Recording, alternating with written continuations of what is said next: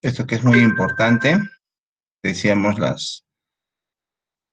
las enzimas marcadoras para ciertos tejidos, que son muy importantes. Y hemos llamado pues entonces una enzima marcadora aquella enzima que se utiliza para evaluar el daño de un órgano específico. Y también miren, estas enzimas que se utilizan para evaluar este daño se le llama pruebas de función. O sea, cuando yo digo voy a hacer la evaluación de una prueba de función cardíaca, quiere decir que vamos a utilizar algunas enzimas, algunas moléculas, para ver cómo está funcionando o trabajando el corazón. Hablamos de prueba de función hepática, de la misma manera entonces que enzimas o que otras moléculas sean utilizadas para evaluar la función hepática, ¿no? Pruebas de función de próstata, pruebas de función pancreática, y nosotros les pedimos pruebas de función pulmonar y prueba de función renal. A ver, ¿qué han averiguado acerca de eso? Yo, profesor, ¿puedo? Profesor, profesor, ¿me escucha?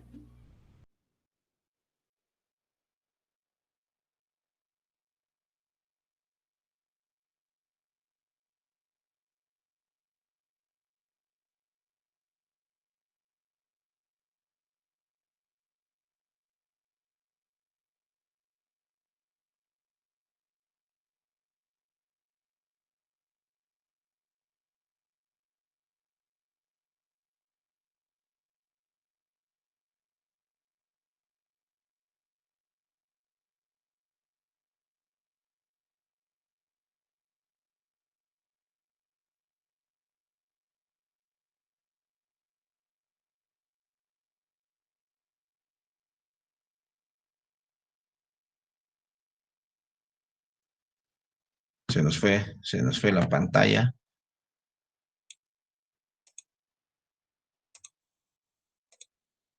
Gracias, señorita, por favor. Ya, ¿puedo, profesor? Sí, sí, por favor, adelante.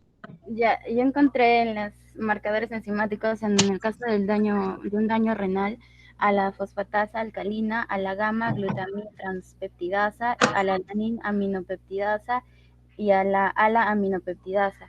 En el caso de marcadores enzimáticos pulmonares, encontré a las metaloproteinasas que se presentan como un desequilibrio en la fibrosis pulmonar idiopática. Ya, monar, pero Profesor, a ver, dígame, Abigail. en los marcadores de daño renal yo encontré proteinuria, microalbuminuria y macroalbuminuria, conteo de Addis, creatinina, citrado glomerular. También la lactato deshidrogenasa es útil en el diagnóstico de infarto pulmonar y en el caso de enfermedad pulmonar obstructiva crónica encontré las enzimas proteolíticas del parénquima pulmonar como son la elastasa neutrofílica, la proteína C3 y la catepsina y metaloproteína de matriz. Ya, Abigail, a ver, otra persona. A ver, antes que se nos pase otra persona, cielo, cielito, como se llama, cielito lindo, hay una canción. A ver, repíteme las pruebas de función renal. A la fosfatasa alcalina, a la gamma glutamil Ah, transpeptidasa. ahí nomás, cielito, cielito, a ver un ratito. Ya, así decía, usted encontró pruebas de renal, de Sí, función renal, y le ha salido, así le ha salido en internet, ¿en qué página? ¿Lo tiene usted era, ahí? era Eisleisbeer, creo, era una página certificada. Sí, porque sí encontré eso, profesor, pero ya lo borré, creo. Pero una página. Parece una página pirata. Porque Profesor, disculpe, hay una página de Cielo que A ver, dice marcadores de daño renal en pacientes con factores de riesgo de enfermedad renal crónica. ajá. sí ¿Será que es decía. ese? Sí, Sí, sí, ahí en Mm, esa parte dice, los marcadores de daño renal son proteinuria, microalbuminuria y macroalbuminuria, conteos de Addis, creatinina y filtrado glomerular. claro, esa es otra cosa. Es otra cosa, Cielita. Villanet, por ejemplo, está protestando, dice, ¿cómo va a ser? Claro, porque ¿sabe qué pasa? Esas pruebas que usted dice son de daño hepático.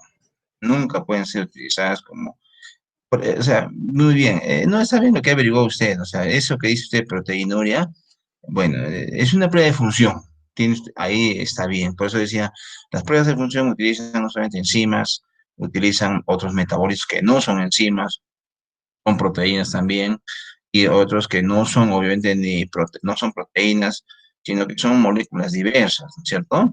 Y además, como lo he dicho por ahí para función renal, pues la eliminación, ¿no? De algunas moléculas, ¿no? Como que es el caso de proteínas que se eliminan en algunas enfermedades y sobre todo cuando el riñón está fallando, ¿no? Como la proteinuria, por ejemplo. No es normal, ¿no? Que el riñón elimine proteínas. Entonces, normalmente se debe a algunas enfermedades muy conocidas y en la mayoría de veces cuando el riñón está fallando ya nos va a dar esta, ¿no? Y el otro que creo que han dicho, el aclaramiento de creatinina, ¿no? Clearance o simplemente eliminación de creatinina en orina, presencia, ¿no? Concentración. Entonces, bueno, en realidad, cuando uno habla de función renal y función pulmonar, no existen en realidad, digamos, enzimas que me van a decir que efectivamente el riñón o el pulmón esté dañado.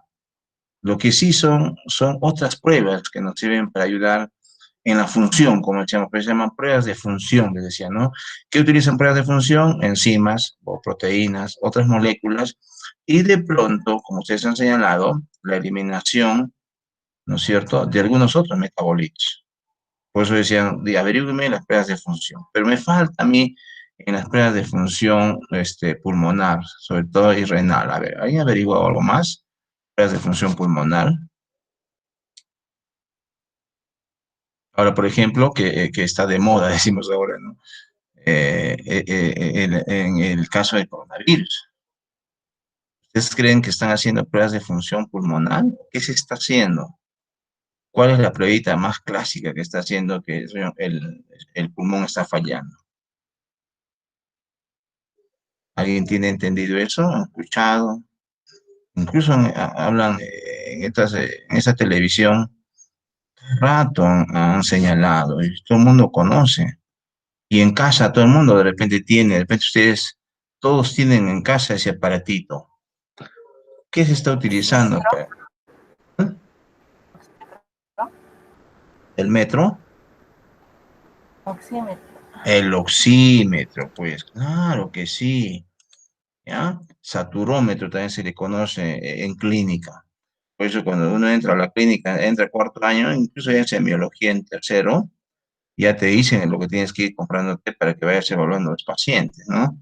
Entonces tienes que comprarte tu saturómetro, tu estetoscopio, tu tensiómetro, ya con algunos equipos de cirugía menor. Entonces, eso es uno, por ejemplo, que se utiliza para evaluar función pulmonar, ¿no? Evaluando cuánto de oxígeno hay. Pero sin embargo, miren, ha habido bastantes errores ahí. Bueno, obviamente, por la cantidad de pacientes, cantidad de personas que se han enfermado, ¿no? Porque ustedes van a ver que las personas que pasan de los 50 años pueden estar saturando de manera normal 89, 90. O sea, así en su vida. ¿Por qué? Porque como se disminuye la actividad en la mayoría de personas, ya no saturan 93, 94, como en su caso, ¿no? Jóvenes, ustedes sí, pero son los que no se enferman.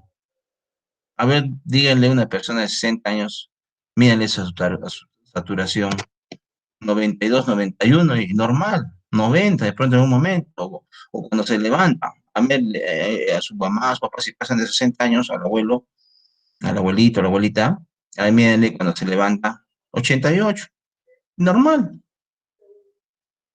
no pasa nada. Pero sin embargo, cuando han ido al hospital, algunos pacientes de 60 años, ¿cuánto tienen saturando? 89, ya adentro, internado. ¿Qué? Pero yo no siento nada, no, adentro. No, al comienzo obviamente ustedes veían que los botaban bien a los pacientes. Siento que me ahogo, no, usted salió negativo a su casa. ¿No? Es un problema realmente del sistema de salud que funciona mal. Hay falta de preparación. Jóvenes, muchos de nuestros alumnos que han salido de médicos, están preparados.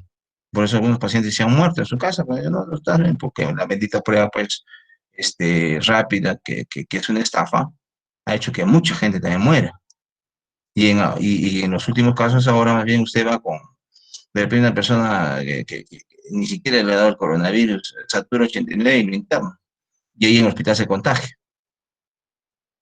Entonces, ese tipo de cosas es muy importante que uno tenga en cuenta y hay que valorar. Ustedes busquen un texto, un libro donde diga las edades, cuánto de saturación no existe. Por eso a mis alumnos les he dicho, por favor, hagan eso ahora. Hay muchos datos que están en el aire, que no se conocen, pero como no hemos tenido esa pandemia, pues llegaban al hospital, lo saturaban. 89, no, es que está viejito el corazón, pero al final, que la gran cantidad de pacientes se han olvidado por los miedos, los temores, todo eso, y miren, por eso ha habido bastante error en los tratamientos, en los diagnósticos, mucho error. Entonces, no se tiene patrones de referencia por edades, por ejemplo, en la saturación de oxígeno. Pues ustedes busquen, vean, por favor, para que no cometamos los errores.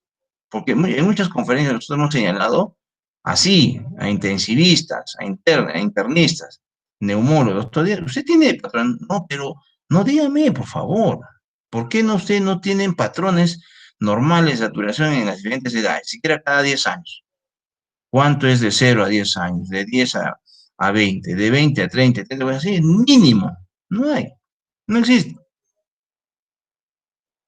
¿Ya? ¿Por qué? Porque además ese aparatito, que si bien tiene más o menos una data de 25 años, en los últimos años también se ha mejorado, así como los glucómetros, los diabéticos, los primeros que salieron, había mucha distancia, mucha diferencia entre lo que uno determinaba en laboratorio clínico frente al glucómetro, pero ya al menos te daba una idea. Tenía muchos errores, pero te daba una idea. En cambio, los de ahora son igualitos, es casi el mismo. Usted sale 89 en el laboratorio clínico, en el glucómetro te sale 90. Es una unidad, no hay diferencia. ¿Ya? Y así entonces, muy importante que nosotros conozcamos ahora que se ha vuelto una cultura, ¿no? Lo que vamos a tener de hoy en adelante es la cultura en salud, todos. No necesitamos ser médicos, no necesitamos ser nutricionistas, no se necesita ser enfermero, para tener una cultura de salud, así se llama, no cultura médica. Si nos podemos relacionar a hacer cultura médica, no importa, tienen que hacerlo, porque ahora tenemos que aumentar nuestro bagaje de conocimientos en salud, seamos nutricionistas, médicos, enfermeras, o de repente ingenieros civiles, lo que sea. Tenemos que tener una cultura en salud. Y en las mismas pruebas que ustedes han visto, algunos de ustedes han averiguado en qué consiste la prueba molecular. De repente alguno de ustedes ya ha leído, como es estudiante de nutrición, va a llevar el curso de biología molecular y sabe, de repente ya sabe que es una prueba de PCR, la prueba molecular que se utiliza y que obviamente hay bastantes variantes que es simplemente una reacción. La metodología en realidad es más grande de la reacción en cadena de la polimerasa. Entonces, esa cultura lo tiene mucha gente. En casa, mira, tenemos médicos, abogados, ingenieros, y siempre mis sobrinos, que muchos son ingenieros, Juan, ¿en qué consiste el PCR? Al comienzo de la pandemia, esa prueba es, ¿y en qué consiste la prueba rápida? Y todos sabíamos que la prueba rápida era una estafa, un engaño, porque sabíamos dar su clase ahí en la casa, y esto es así, le decían, ¿no? Y la prueba era, o sea, es mentira, ¿y qué hace haciendo este gobierno? O sea que este gobierno es un delincuente, pues sí, le decía. Entonces, esas cosas son muy importantes. Tenemos que tener una cultura en salud para saber qué están haciendo. Pues hay mucha gente que no sabe, que es la mayoría, que no se preocupa, dice, quédate encerrado, se queda encerrado. No salga si sale. Entonces, por eso nos hemos equivocado bastante. Por más que digan que la gente tiene la culpa de la prevalencia y mortalidad que ha habido, eso es mentira. No tiene culpa el Estado, el gobierno. Por eso digo, la ignorancia nos hace decir eso, pero no analizamos la cuestión de fondo. Por eso digo, a este gobierno lo tienen que meter preso, a todos los que han pasado por este gobierno y a este presidente que ya se está destapando muchas cosas. Entonces, chicos, tenemos que tener una cultura en salud. Entonces, miren, el oxímetro nos da ahora una buena idea, pero, como les decía yo, tenemos que tener estos estándares, ¿no? En edades. Si no, nos vamos a equivocar y nos seguimos equivocando. Y miren, ahora, post-COVID, ahora ya más adelante, los pacientes recuperados, vamos a tener que hacer esa misma prueba que obviamente de repente nos va a salir normal, ¿no? Si es 90, 92, 94, pero hay que hacer una prueba, otra prueba, que se hace en espirometría, se llama, con un respirómetro. ¿Qué vamos a medir ahí? Volúmenes y capacidades pulmonares. Entonces, para ver cómo está funcionando. Y existen también algunos aparatos artificiales que tienen salud, que venden ahora también en las farmacias, ¿no? Para ir practicando entonces nuestra capacidad pulmonar, ¿no? Y de manera con mucho tino, cada paciente puede saber. Es un aparatito ahí de plástico, tiene 3 bolitas, donde hay que succionar con la boca y ver cuánto de aire puede estar llevando a los pulmones. Y lo puede invertir eso para ver también, para soplar y ver cuánto de aire está expulsando. Y lo compara, digamos, en la familia. Mira, tu hijo, ya. Así de sencillo, es fácil. Obviamente no va a estar a nivel de un joven, ¿no? Pero te va a dar una idea. Entonces, esas pruebas de espirometría son muy importantes para hablar, pero eso no se evalúa de manera general todo, cualquier enfermedad pulmonar, la que sea. Pero en cambio, alguno de ustedes señaló, pues, la lactasa, ¿no? Pero eso es, pues, solamente para 1 o 2 enfermedades. Entonces, tenemos que utilizar nosotros estándares que nos puedan determinar de manera general todas las enfermedades. O sea, cuando falla el pulmón, hay que hacer una prueba de oximetría o el saturómetro, ¿sí? Y una prueba de volúmenes y capacidades pulmonares. Esa nos va a echar. Entonces, ¿para qué?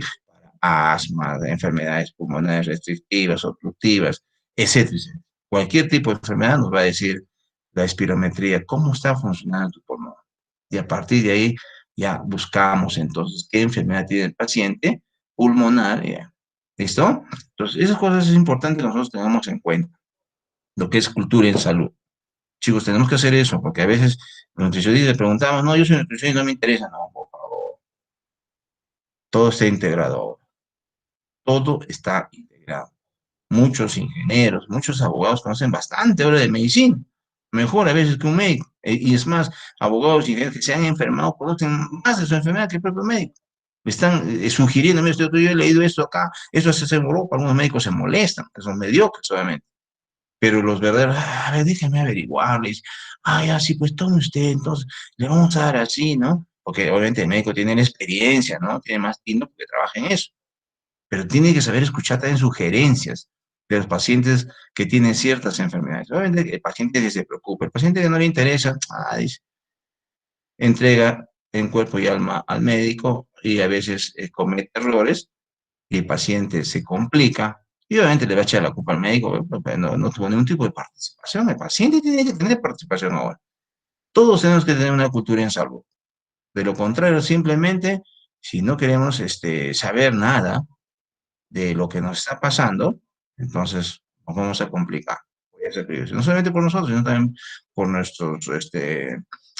por nuestra familia, ¿no? Los hermanos, los papás, los abuelos, los amigos, de pronto.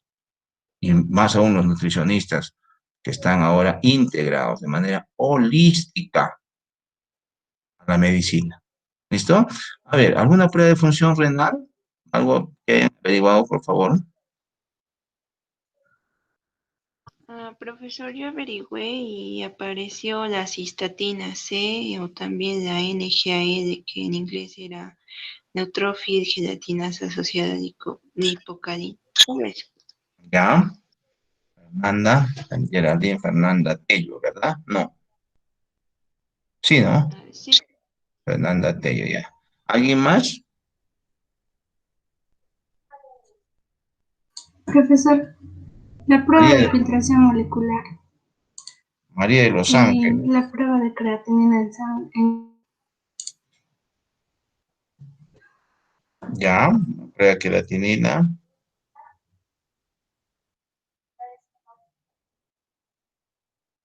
Sillo, ¿no? Sillo, ¿es usted? Sillo. Sí, ¿Alguien más? Sí, efectivamente, miren, no existe una enzima que diga que el riñón está fallando. Como el riñón, sobre todo, hace la función importante que es la formación de la orina, entonces ahí tiene que ver mucho con lo que es filtración, secreción y reabsorción. Y a ese nivel se hacen las pruebas de función renal. Se va a ver cómo funciona el riñón, porque como ustedes cuando hacen un curso de fisiología, lo más simple y lo más sencillo que deben de conocer es de que dice, ¿cuál es la función del riñón? Formar la orina, ¿sí? Ese es el término técnico. Por eso dice, qué cosa es orinar? Bueno, eliminar pues la orina. Y el término miccionar, de forma micción, no, ¿no es cierto? Es orina, orinar, eliminar la orina. Bajo esa perspectiva, entonces, como esa es la función principal del riñón, obviamente tiene células, agrupamientos de tejidos que tienen otras funciones, ¿no? Para sintetizar otras moléculas, pero la función principal que tiene el riñón es la formación de la orina. Y a ese nivel se tiene que hacer el estudio de función renal. Entonces, lo más conocido y lo más simple para la función renal es la prueba de depuración de la creatinina, que se hace en un volumen de orina. Dice el paciente, bueno, vas a traer mañana toda la orina de 1 hora. Y en otros casos dice, va a usted juntar todo el día la orina y lo trae usted. Y entonces, todo lo que junta, ahí se hace el análisis de la creatinina. ¿Para cuánto está eliminando? En 24 horas. ¿Ya? Entonces se llama prueba de depuración. Y obviamente se mide creatinina en orina y también se mide en sangre, de valores normales en 24 horas por edades. Ahora, si vemos que hay una falla, en algunos casos, entonces se puede utilizar un metabolito que se da por administración oral o venosa para ver cuánto elimina también. O sea, se le da al comienzo y se dice en cuánto tiempo vamos a medir, en 2 horas. Y vemos cuánto está eliminando vía renal. Eso es para evaluar entonces el funcionamiento renal.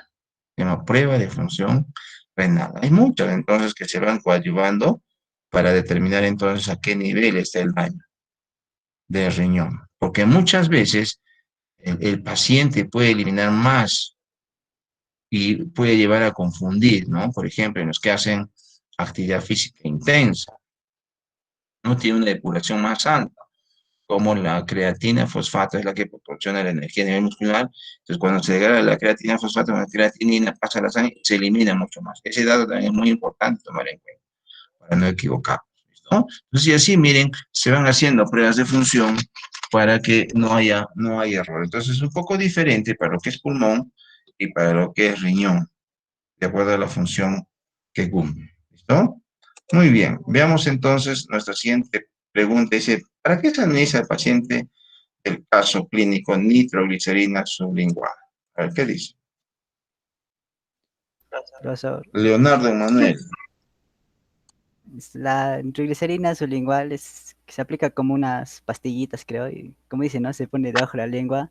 Esto es como un vasodilatador que se usa en los casos de las anginas de pecho, cuando los vasos sanguíneos se estrechan. Lo que hace es que relaja los vasos sanguíneos que circulan por el corazón para que el corazón no trabaje tan duro y no necesite más oxígeno extra.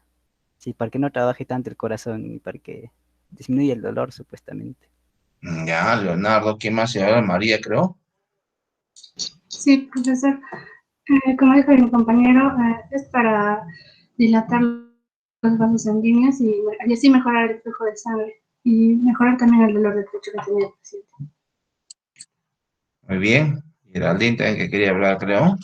Sí, como dijeron, la nitroglicerina sublingual es un potente vasodilatador que abre los vasos sanguíneos y mejora el flujo de la sangre. Se utiliza mayormente para las anginas. ¿Alguien más? Abigail. Ya. La nitroglicerina actúa facilitando la formación de óxido nítrico en el organismo, lo que provoca la relajación de los vasos sanguíneos, como ya mencionaron mis compañeros, y la disminución del trabajo del corazón, aumentando así el flujo de sangre que llega al miocardio. También disminuye la presión arterial y, bueno, dilata los vasos sanguíneos que rodean al corazón. También puede administrarse de forma intravenosa en determinados casos.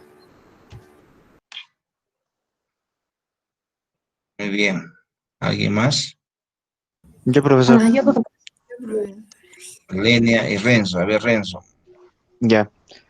Bueno, la nitroglicerina sublingual se utiliza en episodios sanguíneos que son el dolor de pecho, bueno, en enfermedades coronarias, como ya hemos visto. Como mencionaron anteriormente, se puede suministrar en forma de tabletas o de forma intravenosa, dependiendo, bueno, del médico que es lo que diga. Este actúa como vasodilatador, evitando así que el corazón haga trabajo de más y, bueno, cause ese dolor. Andrea Isabel Tapia. Sí, como mencionan mis compañeros, la nitroglicerina sublingual se aplica cuando existe un caso de donde la anginina es extrema, por el caso en el que el paciente se le estaba extendiendo hasta el brazo izquierdo derecho. Bueno, y se le aplicó de la forma sublingual porque es la forma más eficiente para que en el momento más corto el dolor disminuya. Ya. ¿Quién más? Yo, profe. Lenia. Sí, según, bueno, para el caso clínico que hemos visto, servía para tratar el dolor torácico, centro torácico que tenía el paciente. Y por aparte, una página de Cielo indica que este funciona al relajar los vasos sanguíneos para que el corazón no trabaje tan duro y por consiguiente no necesite tanto oxígeno. Y como mis compañeros han mencionado, también es un vasodilatador.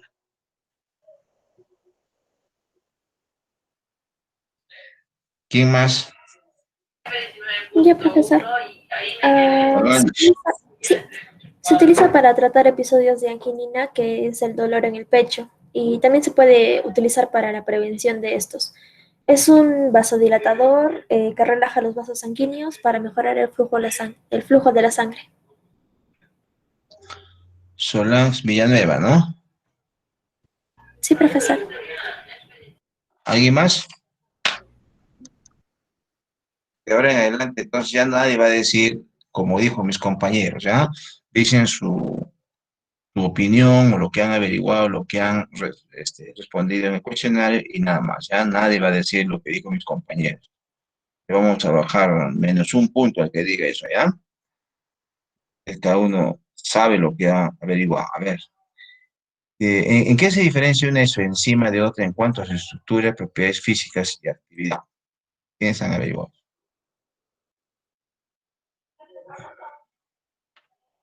Profesor, ¿puedo? Hielo. Adelante. Ya, se diferencian porque tienen sustituciones de aminoácidos diferentes, por ende hace que cambie la carga eléctrica. También difieren en su punto isoeléctrico. En los valores de Km tienen propiedades de regulación diferente, un distinto pH, difieren en acción de inhibidores y activadores. Propiedades físicas, muy bien. También ha dicho de velocidad. Listo. A ver, Geraldine, Fernanda. Sí, las Sí. isoenzimas no cambian en su función, pero pueden diferir en su estructura y al analizarlas también como tienen diferente estructura van a tener diferente movilidad electroforética por su diferente punto isoeléctrico.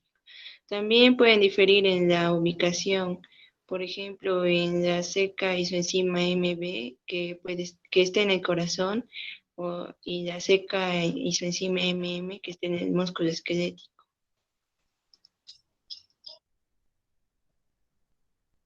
Muy bien, ubicación orgánica, como dicen, ¿no? Uno está en el corazón, otro en el cerebro. Muy bien. Otra. Profesor, tienen distinta estructura molecular, aunque su función es similar. Se diferencian por el tipo de tejido. Por ejemplo, la lactotodeshidrogenasa presenta enzimas distintas en el músculo del corazón, en el compartimento celular donde actúa y el momento concreto del desarrollo del individuo. Por ejemplo, algunas de la glicólisis del feto son diferentes en las enzimas del adulto. ¿Ya? A ver, otra persona. Yo, profesor. Adelante, Andrea Tapia. Las enzimas son variaciones en la molécula de la enzima, lo cual le da una característica físico-química. Este es un modo de regulación que consiste en la existencia de distintas formas de moleculares de una misma enzima, lo cual muestra una misma especificidad por un sustrato y por ello también realizan una misma función. Su distribución varía según los tejidos y la localización subcelular. Por ejemplo, se puede encontrar los mitocondrias, en los citoplasma, etc. También se pueden diferenciar por la composición de los aminoácidos al estar codificada por diferentes genes.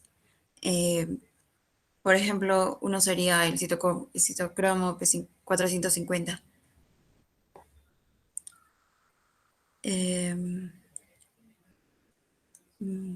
Ya, es esto.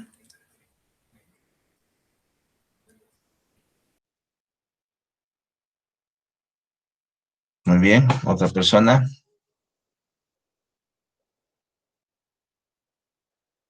Nos falta algo, a ver, algo nos falta. Me han dicho creo que todo, pero falta algo más.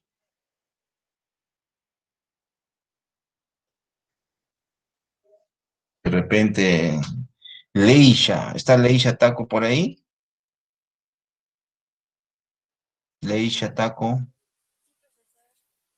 se fue, le vamos a poner falta entonces. No está. Leisha Taco, segunda llamada. Sí está. No tiene micrófono, pues escríbase, Leisha, su respuesta entonces en el chat.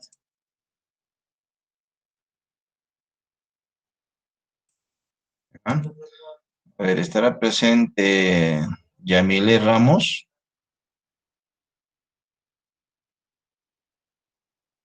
Poco está. Segunda llamada, Yamile Ramos.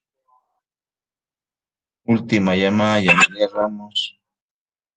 No está, le pondremos falta. Entonces, voy a revisar en el primer chat si estaba presente. Miren, si ustedes ponen presente y se van, eso es peor. ¿Ah? Más, eso es un delito que se llama estafa. Se pone presente y se va, entonces no vamos a aceptar eso, ¿ya? A ver, Yamile Ramos, entonces le vamos a poner falta al día de hoy. Y esperemos que haya puesto falta, entonces. Ana Cecilia Soto. Buenos días, profesor. Buenos días, señorita. A ver, algo más que averiguó usted de las enzimas y sus enzimas, en qué se diferencian y en qué se parecen. Bueno, lo que puede averiguar es que es como en... Ana Cecilia, ¿está usted con celular o con laptop? No, estoy con computadora, profesor. Y no, a ver, aumente el volumen, su micrófono está en cero, creo. Bueno, está al máximo. Tal vez hay algún problema. ¿No hay más volumen en su micro? No. ¿Seguro? Sí. En la laptop hay 3 puntitos y ahí a ver, configuración. Ahí está el volumen. A ver, ve usted para configurar. De repente se ha puesto en la mitad. Normalmente en una laptop, cuando uno activa, se pone a la mitad para que usted regule propiamente su volumen. Bueno, pero tal vez es un problema que tengo que arreglar con el micrófono. Ahí es un problema con el micro ya. Sí, A seguramente. ver, Ana Cecilia, ya. Haremos el esfuerzo voy a aumentar mi volumen porque también yo lo tengo bajo, ¿no? Ok. Speaker, ya. Ahora sí, hable. Bueno, lo que pude investigar fue que difieren de la secuencia de aminoácidos, tienen un diferente parámetro cinético y la propiedad de regulación también es diferente. Es lo que pude averiguar. Ya. Y le tiene que tratar de hablar, ¿ya? A ver, ¿quién nos falta? Ángela Valencia. Profesor, lo que yo investigué fue que son proteínas con diferente estructura, pero que catalizan la misma reacción, pero que se desplazan de forma diferente en la electroforesis. Con frecuencia, las isoenzimas son oligómeros de diferentes cadenas polipéptidas, no, peptídicas. Ya. Muy bien, nos faltaba algo. Entonces, miren, es cuando se hace la evaluación. Diga, Geraldine. Solo quería añadir que también pueden diferenciarse en su termolabilidad. Claro, Por sí. Eso es lo que nos falta. Ujú. Geraldine Fernanda Tello, ¿no? Tello. Tello, ya claro que sí. Algunas enzimas pueden trabajar a temperaturas de 37 grados, incluso obtenidas, miren, de fuente humana, o sea, obtenidas de la sangre, por el caso de la fosfatasa alcalina, ¿no? Y fosfatasa alcalina que viene de hígado es muy termoestable, trabaja así hasta 55 grados. La de huesos menos, ¿no? 37 grados. Difieren en su termoestabilidad, ¿no? Termolabilidad, ¿no? Algunos son termolables, otras son termoestables. Muy bien. Esto, entonces, ¿por qué se dice que un método enzimático en laboratorios clínicos es mejor que un método químico? A ver, ¿qué han averiguado? Profesor, Abigail. ya.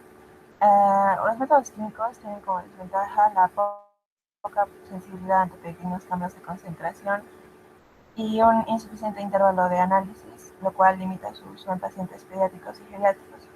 Por eso los laboratorios clínicos prefieren métodos enzimáticos que garantizan una mayor especificidad, exactitud y precisión. ¿Ya? Abigail Rivera, ¿no? A ver, otra persona.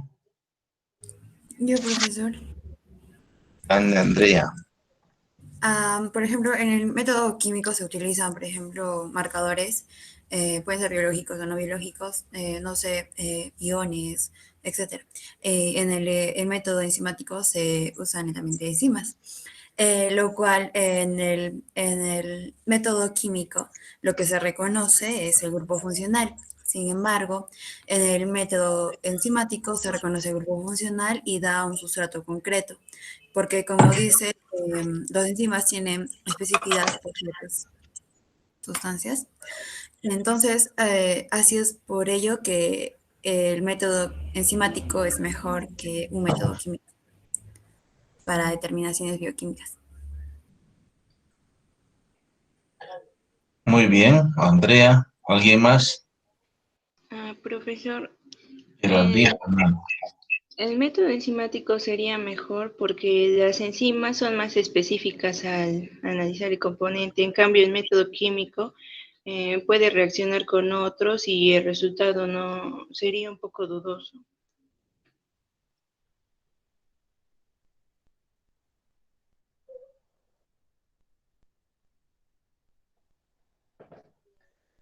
A ver, ¿alguien más?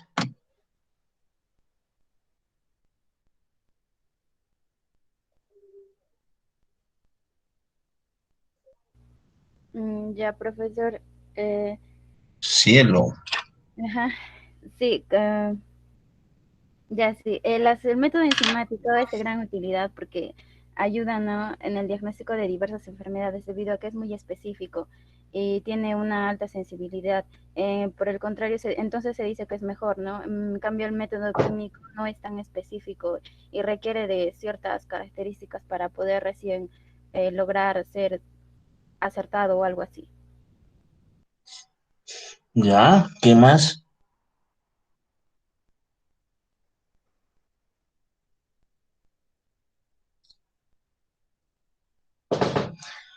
Sin embargo, miren, cuando se hacen cualquier tipo de prueba, no se va a identificar alguna molécula o como tenés algún ion o algo, tenemos que tener claro dos conceptos. Chicos, entonces uno tiene que leer un poquito más, porque muchas de las preguntas se aplican para lo que se ha hecho ahora en los análisis, por ejemplo, para COVID, en las pruebas moleculares, en las pruebas rápidas, en estas pruebas para que ustedes sean críticos. Y es muy importante que cuando le pregunta al estudiante universitario, o papá a veces no tiene profesión, aunque ahora creo que la mayoría tiene, aunque algunos tienen título por gusto, lo tienen de adorno, como dicen, mayoría. Entonces, es muy bueno que los estudiantes universitarios, al menos del área de biomédicas, tienen que conocer de enfermería, de biología, pues ni hablar, ¿no? Los de pesquería, nutrición, medicina. Entonces, y los profesionales también relacionados como los químicos, los físicos, ingenieros industriales, ingenieros químicos. Entonces, tienen que tener una idea acerca de lo que son estos análisis, las pruebas. Ingenieros ambientales, ingenieros de materiales, ingenieros alimentarios. Todos ellos deben de conocer estas pruebas. Y en estas pruebas, cualquier tipo, cuando se hacen análisis, uno tiene que hablar de lo que es estos conceptos, miren, ojalá que lo puedan entender, que se llama sensibilidad y especificidad. ¿Ya? En una prueba. Dice, ¿qué cosa es sensibilidad? Entonces, capacidad para detectar pequeñas variaciones de concentración del componente que se ha de medir. O sea, ¿a qué se refiere esta sensibilidad? Muy fácil. O sea, no es lo mismo, por ejemplo, dice, cuando tú tienes un virus, tienes 100 virus, entonces, ¿qué es más fácil identificar, un virus o 100 virus?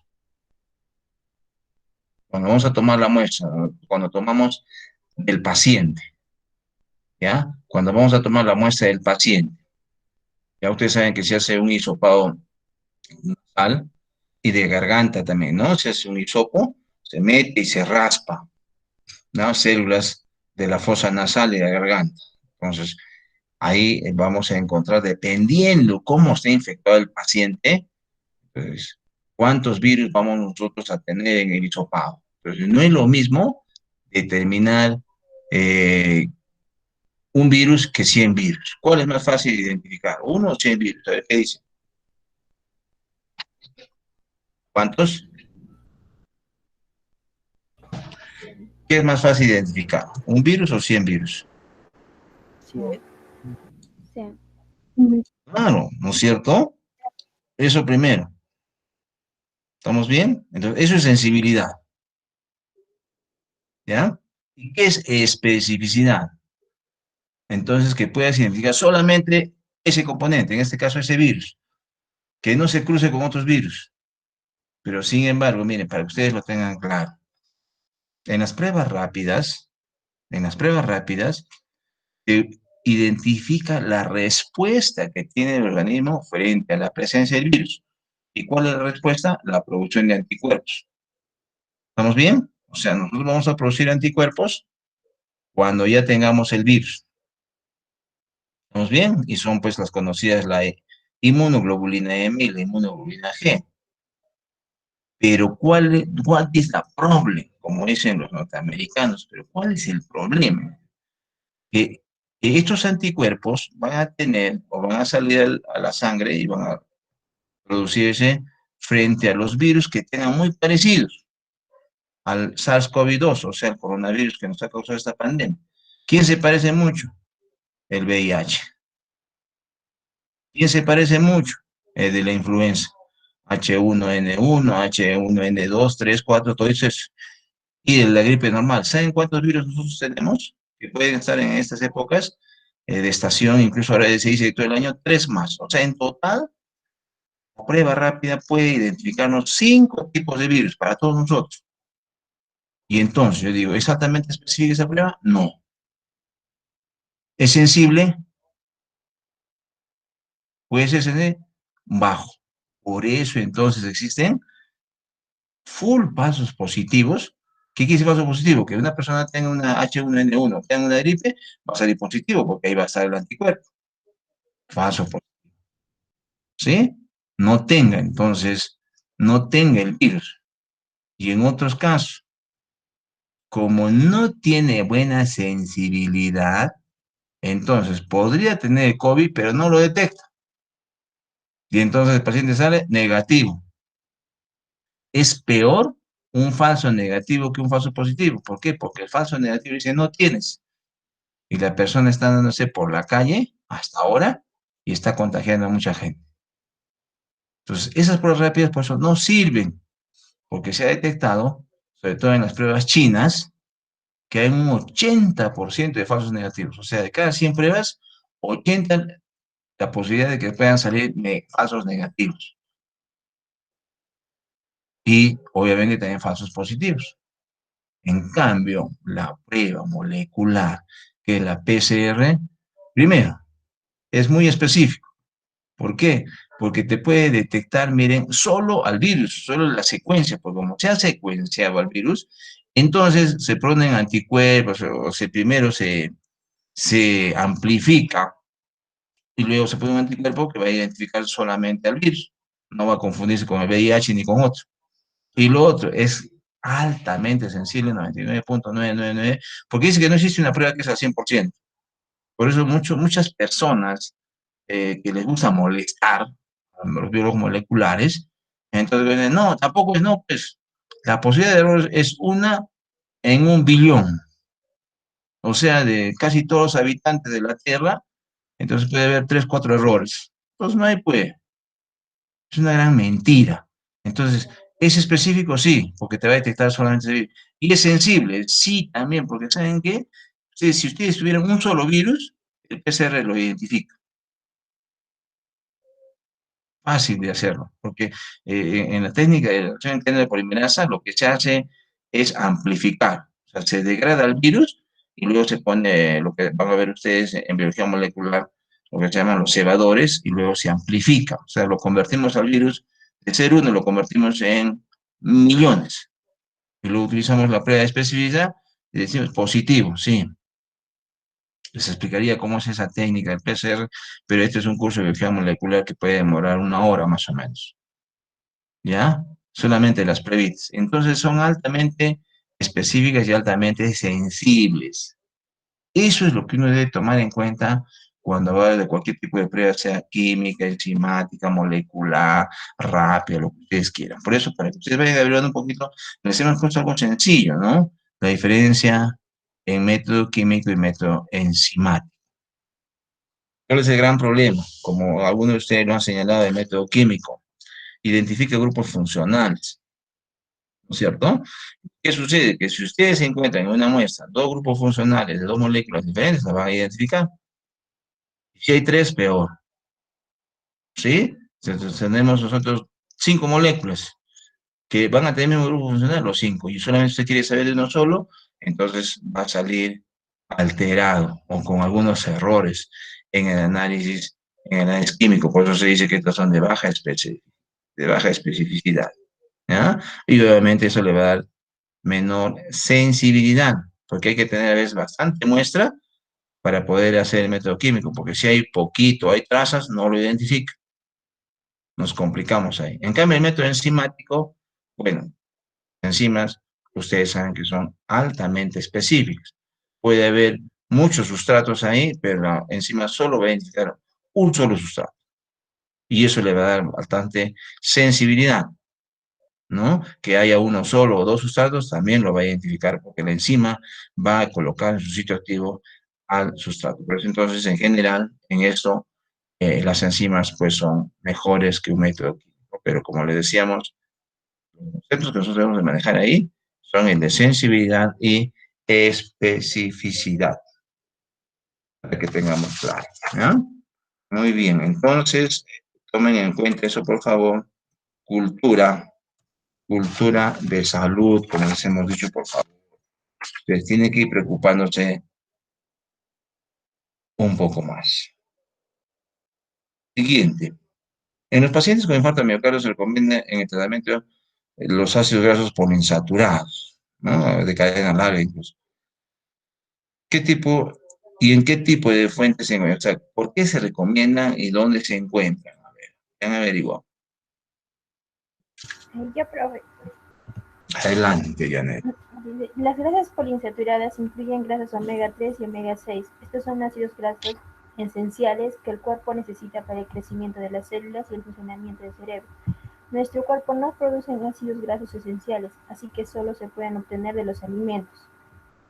Las grasas poliinsaturadas se encuentran en los alimentos vegetales y animales, tales como el salmón, los aceites vegetales y algunas nueces y semillas.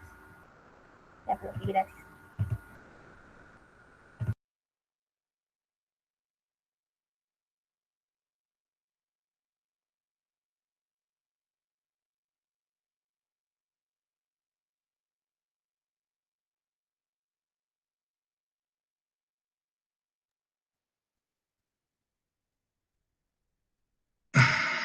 Adelante, señorita, disculpe, por favor, se nos ha cortado.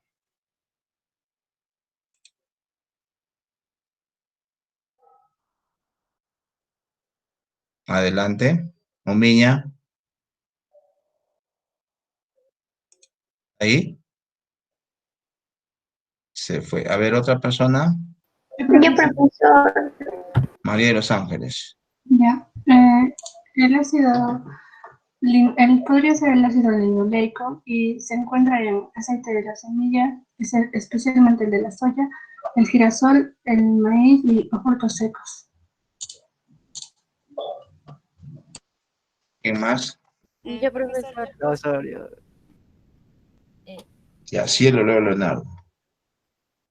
Ya, son recomendados los ácidos grasos de cadena larga como el omega 3, en este caso el EPA y el DHA, son ácidos grasos esenciales que pertenecen, ¿no?, a los ácidos grasos poliinsaturados omega 3 y actúan reduciendo el nivel de los triglicéridos y bajan el descenso del colesterol, ¿no? Estos se encuentran en los pescados como el salmón, la caballa, el atún blanco y eso, y también nueces y semillas de girasol.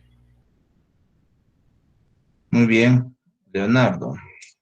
Así, pero yo podría ser, algunos serían el ácido, el EPA, que se encuentra obviamente en pescados, también el ácido linolénico, que se encuentra en aceite de semillas como la soja y el maíz, también en nueces y huevos, y también el ácido araquidónico, que, bueno, no es necesario mucho consumirlo porque este ácido se sintetiza en nuestro cuerpo a partir del ácido linolénico, pero también lo podemos consumir en huevos.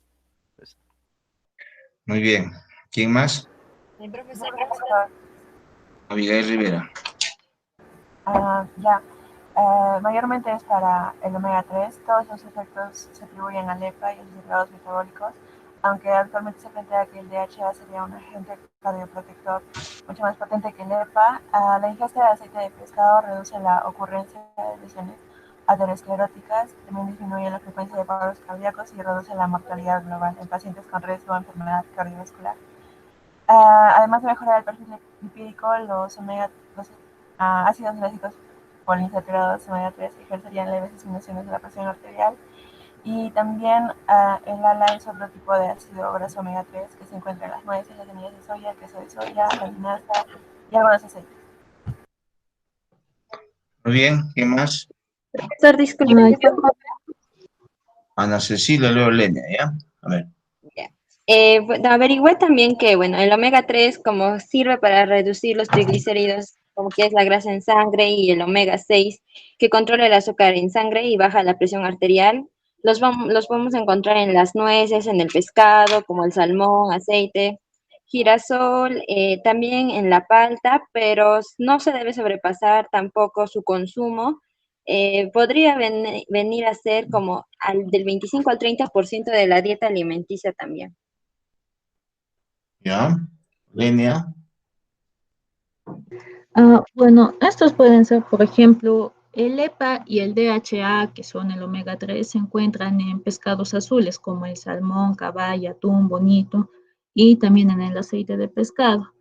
Y el omega 6 con el ácido alfa-linoleico, que también es omega 3, lo encontramos en frutos secos y en aceites vegetales.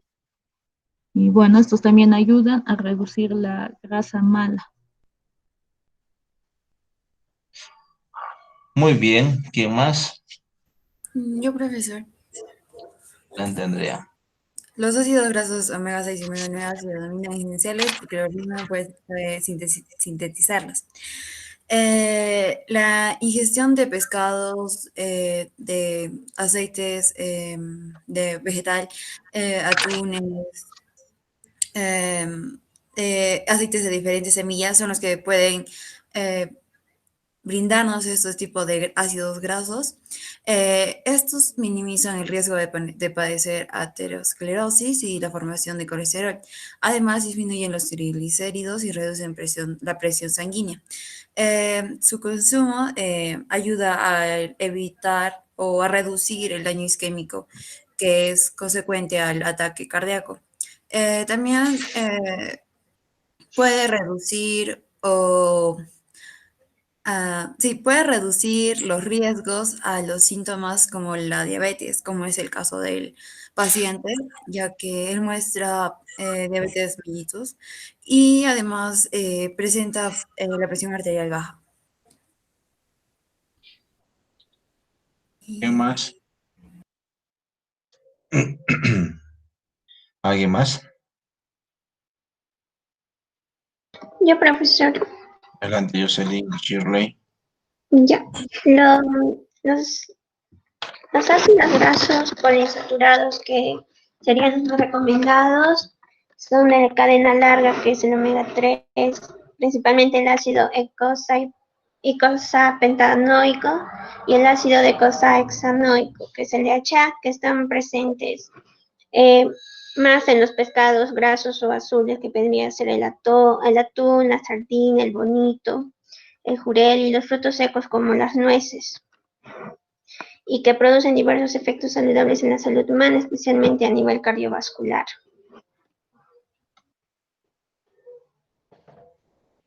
Muy bien, nadie más, ¿verdad? Listo, pasamos entonces a la última pregunta. La mioglobina es otra proteína utilizada en infarto agudo al miocardio, bueno, como marcador. ¿Cuáles son sus características de su uso en análisis clínico? A ver, ¿qué dicen? Yo, profesor. Geraldine Fernández. Sí. La mioglobina se caracteriza más por ser más precoz que con otros biomarcadores. Alcanza los niveles séricos útiles para el diagnóstico a partir de las 3 horas y alcanza el pico máximo entre las 6 y 12 horas. Por eso su uso es realmente favorable para la toma de decisiones precoces. ¿Ya? ¿Qué más?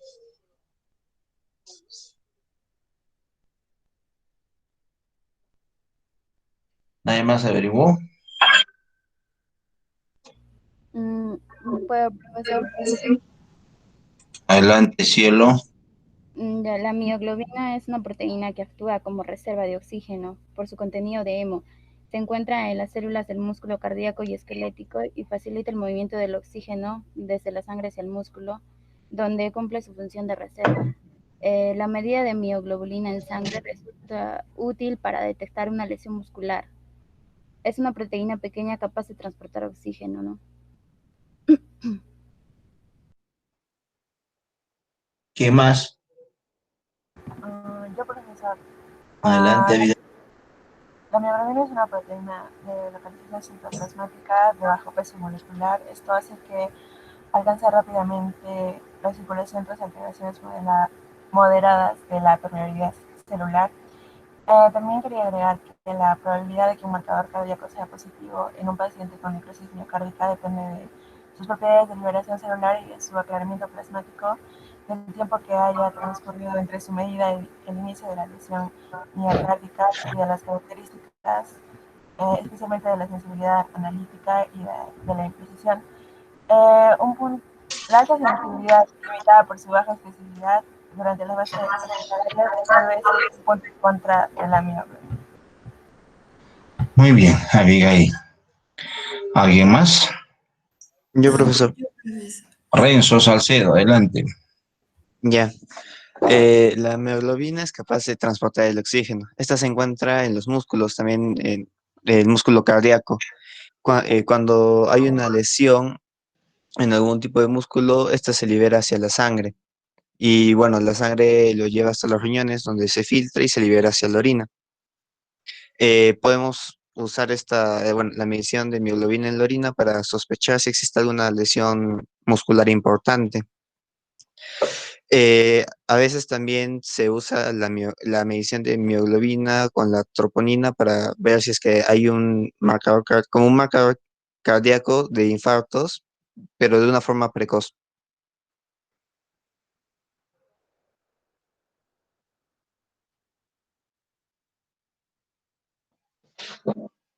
Muy bien, otra participación. Andrea. Ajá. Ya, normalmente alrededor del 70% del oxígeno que se llega al corazón es extraído para su utilización. Por ello, la mioglobina es una molécula encargada de almacenar el oxígeno que se ha obtenido. Por ejemplo, como tuvimos en la clase anterior, nos mostró que había una curva de disociación del oxígeno y la cual en la mioglobina tiene tiene una disociación más fácil que la hemoglobina. Es por ello que se usa a primeras instancias para manejar lo que es el infarto agudo, ya que a través de la mioglobina la entrada del oxígeno a la célula es más fácil. Este también se libera en casos de daños celulares, por ejemplo, como estamos hablando en el músculo cardíaco, en un síndrome coronario agudo, es un indicador o un biomarcador para obtener el daño que se ha ocasionado. Muy bien, ¿qué más? A ver, ¿alguien más?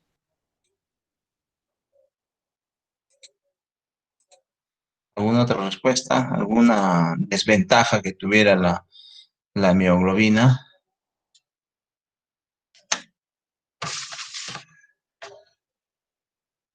No tenía ventajas. Yamile Ramos, siempre, ¿no? Se fue. Sí, profesor, sí está diciendo que en ese momento creo que salía a los servicios higiénicos. Y justo me habló de la Señorita, igual. ya, esperemos que no esté tan mal, ¿ya? No, sí, Pues, ¿puedo responder? claro. Ya. Lo que yo investigué de la mioglobina era que es una proteína de localización citoplasmática. Y como tiene un bajo peso molecular, eso le permite alcanzar rápidamente la circulación tras alteraciones. Esta se libera rápidamente tras el inicio del dolor torácico y así permite que se detecte el aumento de sus concentraciones. Gracias. Ya, gracias a usted. Pero ¿alguna desventaja tiene el análisis de mioglobina? Miren, es Sí, de inicio A ver, adelante, Yamile. también leí que no es a veces muy eficaz por el tiempo que demora, pero no lo llegué a concretar eso. No llegó a terminar de leer porque se fue al baño. Ya, a ver, ¿alguien más? Profesor, puede ser que no solamente el miocardio lo produce, sino otros músculos, entonces se puede confundir y por eso es necesario la troponina. Ya. Villanueva, ¿no? Solange. ¿Qué más? Yo, profesor. Adelante, Andrea. Sí, la mioglobina tiene dos tipos, la muscular y la cardíaca. Cada una de ellas es prácticamente igual o tiene unas diferencias, pero sin embargo el organismo no lo puede identificar. Por ejemplo, en funciones inmunológicas, en el caso del ataque cardíaco o el infarto agudo, no se sabe a cuál acudir más. Es por ello que tiene una desventaja que no tiene especificidad. Ya. ¿Alguien más? A ver, de la mioglobina. Profesor, su alta sensibilidad está limitada por la baja especificidad que tiene durante la fase hospitalaria. Ya. Muy bien. Entonces, claro, como ustedes lo han dicho, es de inicio precoz. O sea, el infarto inmediatamente comienza a aparecer en sangre y sería muy fácil. ¿Cuál es el gran problema? El gran problema es, miren, que desaparece muy rápido. Vamos a poner que el paciente ha tenido el infarto en la noche, digamos, sobrevive al día siguiente, han pasado 8, 12 horas y probablemente ya se encuentra negativo. Ese es el gran problema que tiene mioglobina. Pero para análisis temprano, inicial, rápido, como dice usted, 3, 4 horas, efectivo, ¿no? Es bueno entonces. Pero bueno, dado que a veces uno necesita tener, pues, porque el paciente a veces demora un día, 2 días, y se necesita hacer su análisis, entonces, Por eso se descarta la mioglobina. Porque casi siempre es así, ¿no? El paciente sufre de infarto, muy pocos van en ese momento al hospital, ¿no? Tendría que ser severo, que como hemos dicho en español no pueda respirar, siente mucha opresión, y bueno, es mucha sudoración, o sea, prácticamente pues siente que viene la muerte, recién va al hospital. Porque muchos pacientes ven el pecho y dicen, ¿cómo está en el pecho? ¿Pero qué será? Y lo dejan, pues, ¿no? Debe efecto un infarto leve, o si no, más o menos de moderada intensidad, o me ha dolido, pero no tengo que trabajar, y se va a trabajar, y pues a lo mejor voy al médico, no voy a hacer que sea infarto, además ya tengo 50 años, 48 años, mejor voy al médico, dicen. ¿Y por qué? ¿Por qué? Porque, bueno, el miedo, ¿no? El miedo a la muerte.